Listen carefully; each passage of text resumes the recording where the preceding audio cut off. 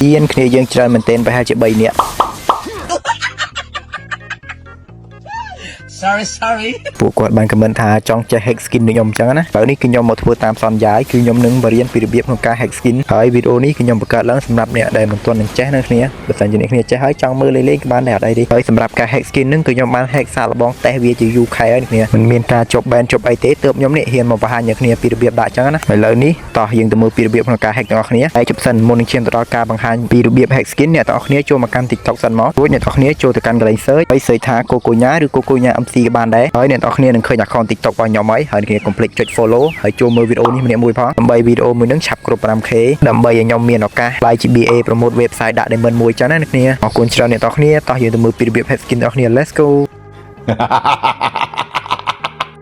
ជាជាដំបូងនេះត្រូវតែមាន app ចំនួន2មានដូចជា ADR Skin Tool ជាមួយនឹង Shizuku ផងដែរហើយ ADR Skin Tool គឺអ្នកគ្នាអាចដនតាម Play Store បានតែសម្រាប់ Shizuku វិញគឺអ្នកគ្នាមិនអាចដនតាម Play Store បានទេគេថាគេបិទចោលហើយមិនឲ្យយើងដនតាមនឹងបានទេតែអ្នកនរគ្នាកុំភ័យគឺយើងមកដន ADR Skin Tool សិនមកអ្នកនរគ្នាចូលទៅកាន់ Play Store របស់អ្នកគ្នាមកហើយចូលទៅកន្លែង search ហើយ search ថា ADR Skin Tool នោះអ្នកនរគ្នានឹងឃើញ app នឹងនៅលើគេហើយយើងចុចដនវាមកអ្នកគ្នាដោយ app ADR Skin Tool កំពុងតែ download យើងទៅ download Shizuku សិនមកដើម្បីដន app Shizuku បានអ្នកគ្នាត្រូវទៅចូលដនកន្លែង app នេះ app នឹងគឺវាមានស៊ីននៅក្នុងទូរស័ព្ទតែម្ដងចាប់ពីទូរស័ព្ទ Android 11ឡើងគឺវាមានហើយអ្នកគ្នាតែបើសេរីចាស់គឺប្រហែលជាអត់មានទេពេលដែលអ្នកគ្នាចូលមកក្នុង app ហ្នឹងគេ search Shizuku មកហើយវានឹងឃើញនៅលើគេហ្នឹងឯងរួចអ្នកទាំងអស់គ្នាចុច download វាទៅរងចាំរហូតដល់បានអញ្ចឹងណាប៉ុន្តែយើងនៅមានវិធីសាស្ត្រមួយទៀតដើម្បី download Shizuku អញ្ចឹងណាខ្ញុំហ៊ានដំបូងអ្នកទាំងអស់គ្នាចូលមកកាន់ Google ឬក៏ Chrome មកបន្ទាប់មកអ្នកគ្នា search ថា Shizuku APK download នោះអ្នកទាំងអស់គ្នានឹងឃើញហើយគឺវាស្ថិតនៅលើគេហ្នឹងឯង Shizuku APK for Android download ហ្នឹងហើយខ្ញុំពិតជា sorry មែនទែនចំពោះសំឡេងរំខានអ្នកគ្នាដោយសារតែមឹនទាំងអស់ហ្នឹងវាជួយចិត្តល្ងាវប៉ុណ្ណឹងខ្ញុំនៅពេលដែលខ្ញុំ voice over អញ្ចឹងណារួចអ្នកទាំងអស់គ្នាคลิกលើ website ហ្នឹងមកនោះអ្នកទាំងអស់គ្នានឹងមកដល់កន្លែងនេះដូចខ្ញុំហើយច្បាស់ណាស់ថាអ្នកទាំងអស់គ្នានឹងឃើញពាក្យថា free download នេះចុចលើវាប៉ក់មក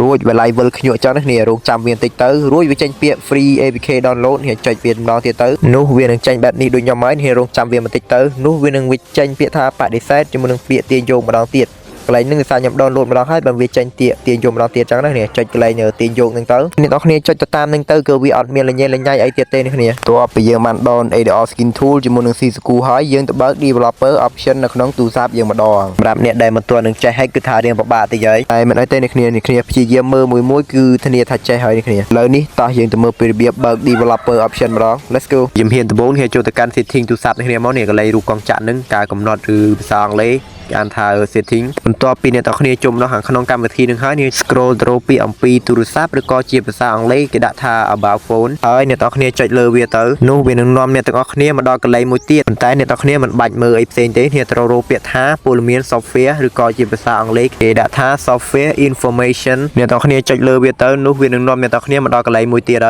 ើយអ្នកទាំងគ្នាត្រូវរកពាក្យថាលេខកំណែបង្កើតឬក៏ជាភាសាអង់គ្លេសគេដាក់ថា bill number បន្ទាប់ពីរកឃើញហើយអ្នកគ្នាត្រូវចុចលើអាពាក្យហ្នឹងចុចវាច្រើនយ៉ាងណាក៏10ដងដែរនេះចុចវាញាប់ទៅអូខេឥឡូវនេះអ្នកទាំងគ្នាគឺបានបើក developer option ដោយជោគជ័យហើយយើងនៅសល់តែមួយដំណាក់កាលទៀតទេដើម្បីជោគជ័យនៅក្នុងការ hack skin អញ្ចឹងណាឥឡូវនេះតោះយើងទៅបញ្ចប់ជំហានចុងក្រោយទាំងអស់គ្នា let's go អូខេជាជំហានដំបូងនេះចូលមកកាន់ app Shizuku មកហើយនេះត្រូវរកពាក្យថា pairing ចុចលើវាមកនោះវានឹងនាំអ្នកទាំងគ្នាមកកាន់កន្លែងមួយទៀតដែលមានពាក្យថា developer option ហើយអ្នកទាំងគ្នាត្រូវចុចលើពាក្យថា developer option នឹងមកហើយវានឹងនាំអ្នកគ្នាមកដល់កន្លែងនេះមួយទៀតសិនបើកន្លែងនេះបិទអ្នកទាំងគ្នាចុចបើកវាវិញមកហើយអ្នកនរគ្នាទៅរកពាក្យថាការជួសជុលលើឥតខ្សែឬក៏ជាភាសាអង់គ្លេស wireless debugging មិនដឹងកន្លែងហ្នឹងខ្ញុំអានត្រូវឬខុសទេបាទហើយកន្លែងហ្នឹងគឺតម្រូវឲ្យអ្នកគ្នាមាន Wi-Fi មិនថា Wi-Fi សៀមកពីណាទេគឺតម្រូវតែមាន Wi-Fi តែម្ដងតបពេលអ្នកគ្នាបាន Wi-Fi ហើយអ្នកគ្នាចុចបើកកន្លែងនេះមករួចអ្នកនរគ្នាចុចលើពាក្យថាការជួសជុលលើឥតខ្សែឬក៏ជាភាសាអង់គ្លេស wireless debugging ហ្នឹងហើយវានឹងនាំអ្នកនរគ្នាមកដល់កន្លែងនេះមួយទៀតអ្នកនរគ្នាក៏លេខទៅមើលពាក្យថាផ្គូផ្គងឧបករណ៍ដែលប្រើកូដផ្គូផ្គងតបពីឃើញហើយអ្នកគ្នាចុចលើវាមួយមកនោះនឹងមានលេខកូដ6ខ្ទង់លោតមកចំកណ្ដាលមុខអ្នកទាំងគ្នាមកបន្ទាប់ពីឃើញកូដហើយអ្នកគ្នាត្រូវអូសពីលើមកក្រោមកន្លែងបើកសេវាហ្នឹង